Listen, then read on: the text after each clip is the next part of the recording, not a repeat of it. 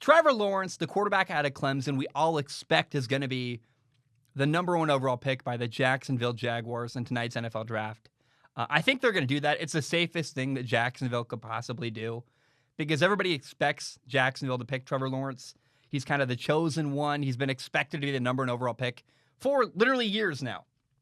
And so Jacksonville is not going to go against the grain. I mean, can you imagine if Jacksonville drafted Zach Wilson number one overall instead of Trevor Lawrence, and then something happened and he got hurt or he failed in the NFL? Like, those guys that made that pick would get crucified. They might, even if they drafted Zach Wilson tonight and it went well, they're probably still going to get crucified tonight because people say, "Oh, you should have drafted." I don't like. They're going to let outside noise bother them. It doesn't matter. Now the good news is, Jacksonville has some decent weapons. They have 3 good receivers: DJ Chark, Laviska Shenault, Marvin Jones. They got 2 solid running backs: James Robinson and Carlos Hyde.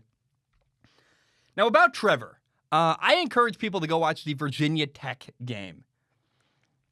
Watching Clemson against Virginia Tech from 2020, you're going to see some of Trevor Lawrence's bad habits. You'll see a deep ball in a triple coverage. You will see an interception dropped. You'll see an interception on 3rd and goal in the end zone. You're like, it's a lot of plays. We're like, that's not good. And that's not good. And that's not good. And so Trevor is a guy who throws a lot of screen passes, throws a lot of jump balls. He really relied on his guys to help him out wide. And for example, in the Ohio State game, what we saw when he struggled against Ohio State, it's because his guys could not win matchups outside along the sideline. And also, by the way, Trevor Lawrence has a habit where sometimes he overstrides on his deep ball and the ball kind of hangs up in the air and gets stuck up there and then dies and goes short of his target.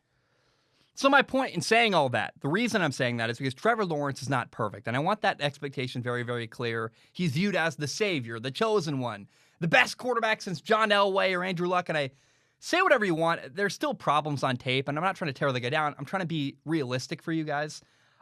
Just because you have problems and flaws on tape did not mean that you're going to fail in the NFL.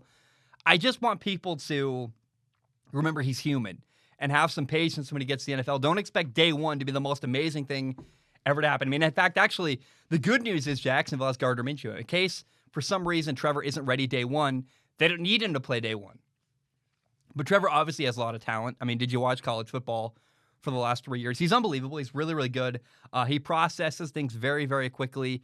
He's elite at running RPOs, the run-pass option, where you have the ability to either hand off the ball or throw the ball, depending on leverage or what defenders do post-snap. Now, the most impressive thing Trevor Lawrence does is he makes throws as he's getting hit or with defenders in his face. It's toughness.